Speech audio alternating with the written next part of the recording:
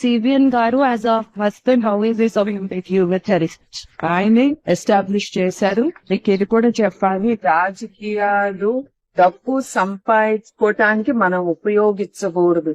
ఆ ఆలోచనతో ఆయన హెరిటేజ్ పెట్టారు. అట్లా ఆయన రిజైన్ చేసినప్పుడు ఎగ్జిక్యూటివ్ డైరెక్టర్ గా ఎంటర్ అయ్యాను.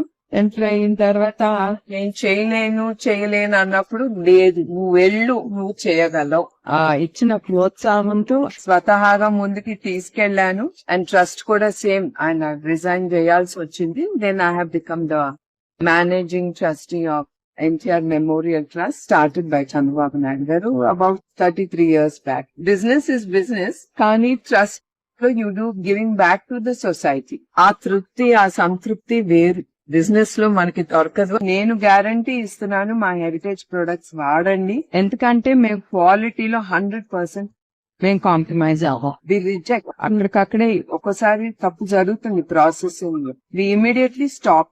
మళ్ళీ we take it back, we reprocess. అదంతా ఒక ఖర్చు అవుతుంది, but we give the best.